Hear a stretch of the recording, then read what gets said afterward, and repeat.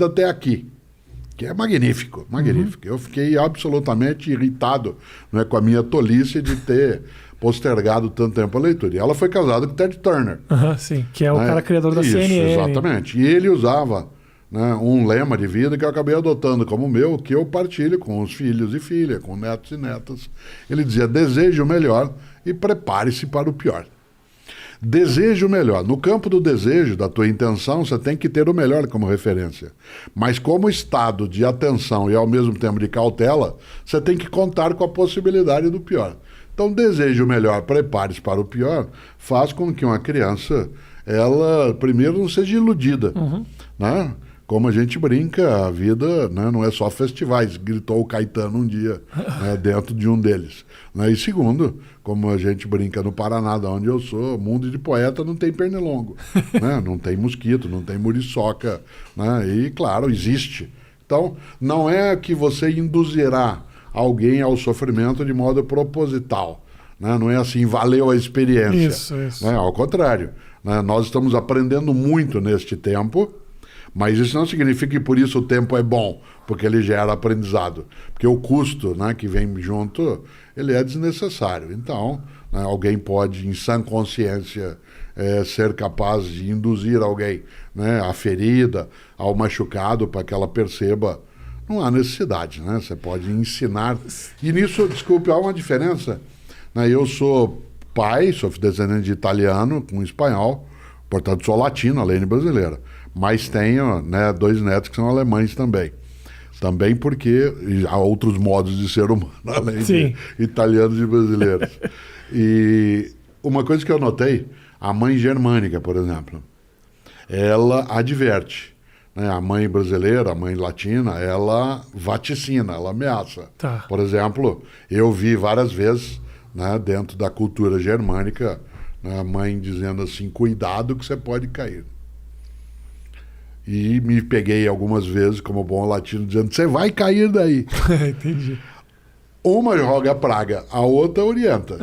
Ora, esse tipo de percepção, né, ele precisa ser lidado também nesse campo. Isto é, você vai cair daí, não retira da pessoa a autonomia da queda. Sim. Né? O Abu Janra dizia isso: a vida é tua, estrague-a como quiser.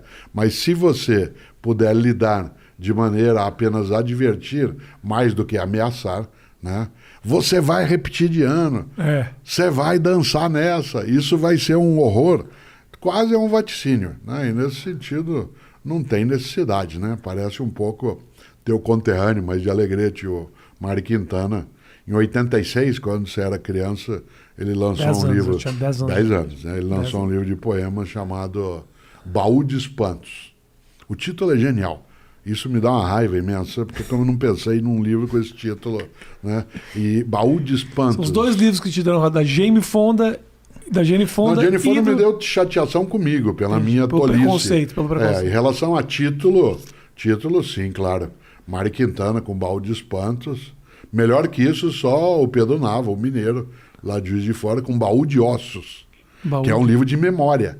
Tá bom. Né, que é um livro, ele é um memorialista estupendo, além de médico também muito bom. Né? Então, Baú de Espantos, eu acho que, vez ou outra, a gente tem que partilhar com as pessoas com as quais a gente convive a possibilidade de ter ali a abertura do seu baú de espantos. Você está falando da questão da biografia e de o que deixaram essas figuras, né? Você pensa, Cortella, no possível legado que você deixa? Claro, no outro dia me perguntava numa conversa, né, se eu projetei, né, na minha carreira, no sentido de ser alguém que entrou para a docência, foi para a filosofia e que um dia eu imaginaria que poderia até me tornar pop. Né? Afinal de contas, você ser pop. Muito pop. Ser pop com filosofia é algo que até poderia se imaginar que poderia sê-lo de algum modo. Mas como professor, né, era uma coisa um pouco estranha. E eu disse o seguinte: nunca eu projetei, coloquei como um plano programado, né, de atividades. O que eu fiz foi colocar para mim um princípio de que eu deveria ser o melhor naquilo que eu fizesse. Não o melhor do que você, mas o meu melhor. Isto é, o melhor Cortella na docência, na família, teria que vir à tona. Nesse sentido, né, quando se imagina que eu queira deixar um legado, Eu gosto. Eu tenho um livro que eu aprecio muito, com um título, esse eu gostei, né? Do título que eu mesmo dei, que é Viver em Paz para Morrer em Paz. Muito melhor que Baú de Ossos. Não, Muito melhor. Vou te dar esse. Melhor é Paulo Bonfim, que tem um livro chamado Colecionador de Minutos. Pá, é bom esse também. Colecionador de Minutos. Não, qual era o primeiro? Qual era o do Mário Quintana? O Mário Quintana não é muito bom. Calma aí. Qual que era? Não é o Colecionador de Ossos. Qual é que é o de antes? Do quê? Baú de Espantos. Baú de Espantos é muito bom. Não, Baú de Espantos é coisa de gênio. Esse é bom. Coisa de gênio. Né? E o grande Mário Quintana, que aliás foi meu grande inspirador em várias coisas. 3 dos meus livros foram inspirados nele, porque ele lançou em 1973, e aí você não tinha nascido. Não. Eu estava no primeiro ano da universidade, fazendo filosofia. Ele lançou um livro que eram as colunas dele, né, no jornal que ele publicava em Porto Alegre, e o livro se chama Caderno H, que é sobre filosofia do cotidiano. E aí eu acabei um dia fazendo. Aí voltando ao teu ponto anterior, né? Penso eu no legado, no livro Viver em Paz para Morrer em Paz, eu tenho um subtítulo no livro que é Se Você Não Existisse, Que Falta Faria? Que é uma coisa a não ser, deve ser pensada... Infelizmente eu penso nisso um pouco demais. Pois é. Não deve ser pensado em excesso, tem que ser pensado com moderação, jamais após beber alguma coisa, nunca em estado de tristeza, mas deve ser pensado vez ou outra. Uhum. E eu sempre digo que se eu não existisse, eu quero fazer falta, né? Eu quero fazer falta, esse é o meu legado.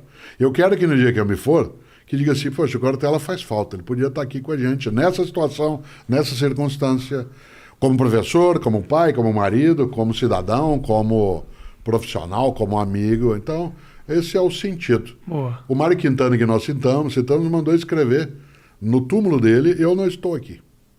Né? Eu não estou aqui. Isso aparece, eu cito isso nesse livro, Sim. Viver em Paz para Morrer em Paz, porque ele morreu, o Mário Quintana, na mesma semana que o Ayrton Senna, né? Morreu no dia 5 de maio de 1994. O Senna morreu domingo e o Quintana na quinta-feira. Né? E, claro... Ofuscou um pouco a morte do Mário Quintana. Exatamente. É uma pessoa que seria mais... Né? Eu pego uma pessoa que eu lembro muito com grande energia, a gente falava de reencarnacionismo, né? Ou de a questão da transmigração de alma, ou o que for. Uma pessoa admirável, que eu tenho uma admiração imensa, é Chico Xavier. Chico Xavier morreu em 2002, no dia que nós ganhamos o Penta. Certo? E eu sempre digo que talvez ele tenha não escolhido fazê-lo, mas ele não criou obstáculo a que assim fosse, internamente, naquilo que é a agonia, né, a luta para continuar vivo, porque uma pessoa tão discreta na existência dele, tão suave, né, naquilo que ele fez, que seria até imaginável que ele não fosse tão bem lembrado como ele deveria ser. Sim. Eu não sou, como disse, reencarnacionista, mas tenho uma admiração imensa